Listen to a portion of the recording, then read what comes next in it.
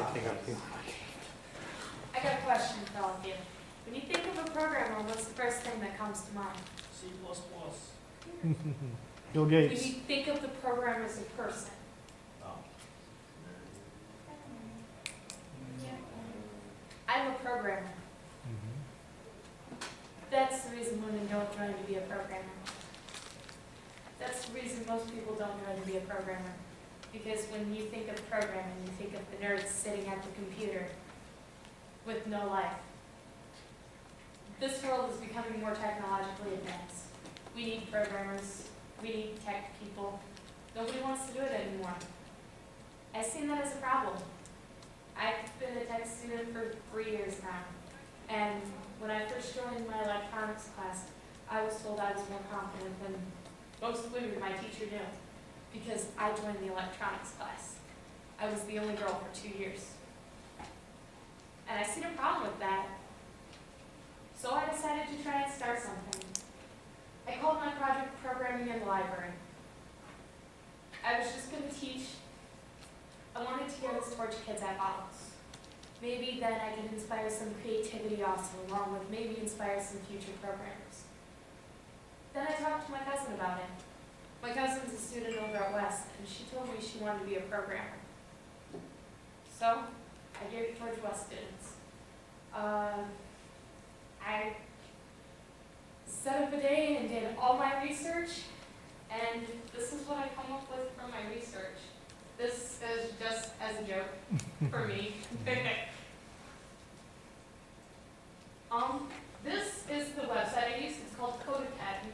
This is just the basic HTML stuff. Basically what all your websites are. That's what I use to teach the students.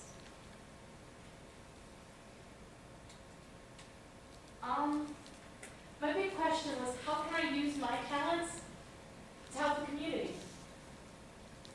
The answer to my big question was programming. Teaching kids to program. I wanted to do this to help budding programmers get a feel for it. This was to help think out of the box and also with more creativity, because we don't have that anymore. So, my research, the gender imbalance. Most women see the coder as a geek. And I wish I could change that, but you can't change how the world feels people. And 1 in 10 people that are interviewed for a tech position are women. That's really low. Most people have seen coding as a guy thing, because when you think of the geek, you think of the guy. Only 1% of high school girls show an interest in computer science, and that 1%. That's actually really sad for me, because I find it so much fun. Why shouldn't everybody else? Why not somebody try a chance for it? And the average of women that a tech company employs is 12.33%. The rest of their employees are men. Over there, in the corner of my little pie charts, 57% of women make up the workforce, but only 25% of them are in tech industries. We have a huge decline in tech things. We need more people interested. Coding classes, programming classes, has only been offered to high school students. They don't even mention it in West. I started programming when I was in the high school. I was a junior when I first started programming. I didn't even know that I could be a programmer. It wasn't even talked about. It's been a high school thing, and unfortunately there's been a decrease into it. It went from 25% of students that had interest in it to 19%. Because most of the time, they don't talk about it. When you talk about tech center classes, you think interior design, cooking, stuff like that. You don't think of the electronics class, and you don't really think of programming being a tech center class. you don't really think of it being a class you can be taught.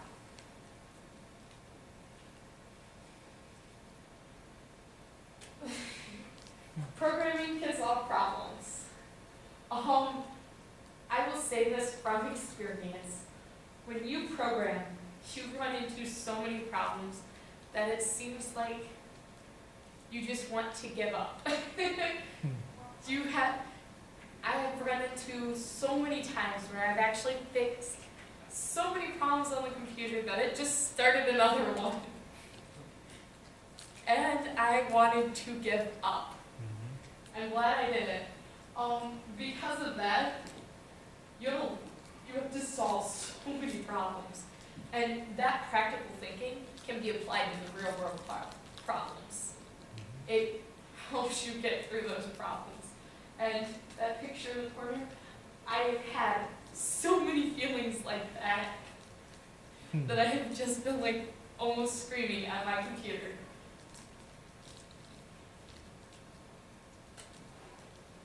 The community I chose to focus on was, and that was because my cousin had an interest.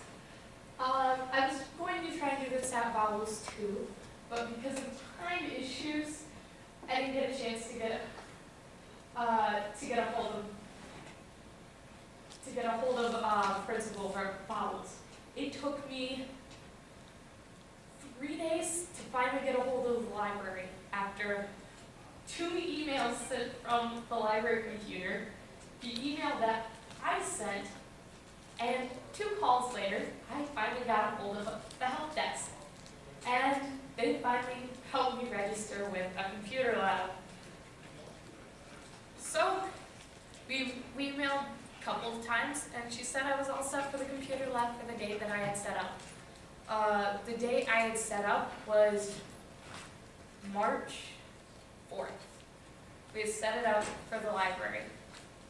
And to my great disappointment, nobody showed up.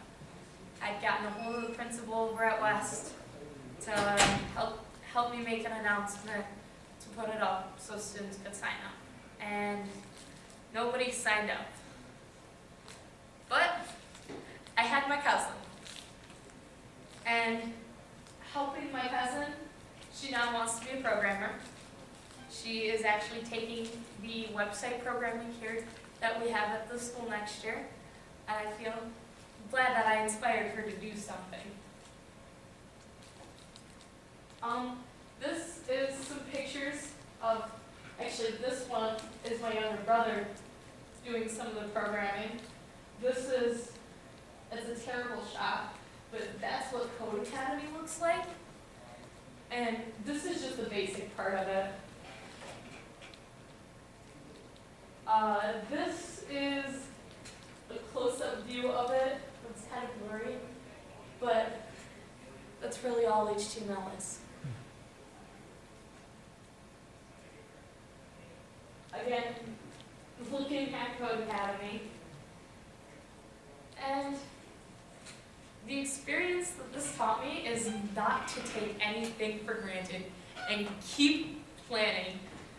Nothing will go what you expect it to be. Nothing will go how you want it to. So many times in this project, nothing has gone according to plan, and I've had to push my way through it. And I'm glad I have, because it turned out to be a pretty fun project all in all. And those were the sources I had.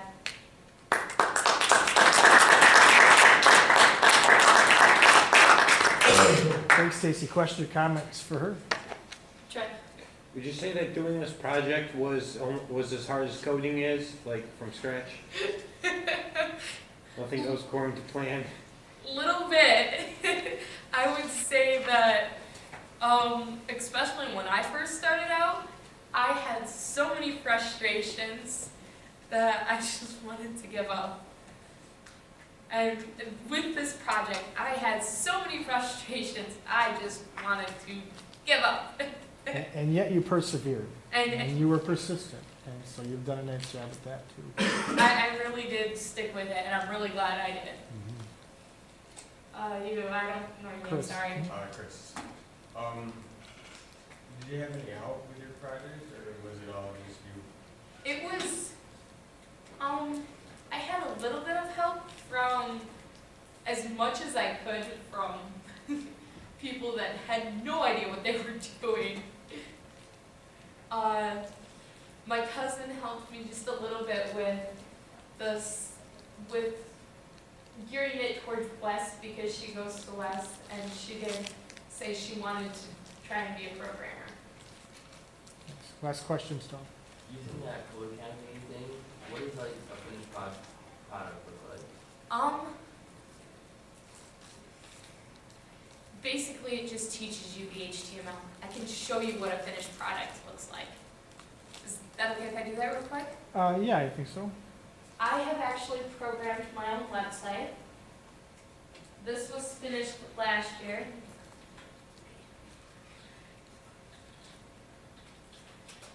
And no, I didn't actually program it on this site, but the HTML, the basis behind it, everything was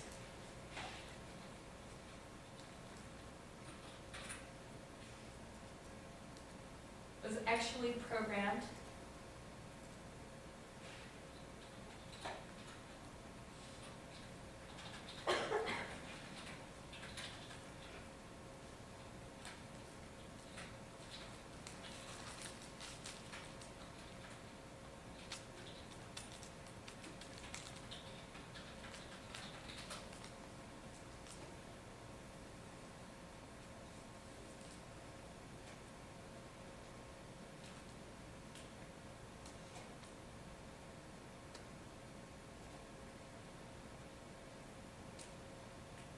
And this, when it loads, is my website.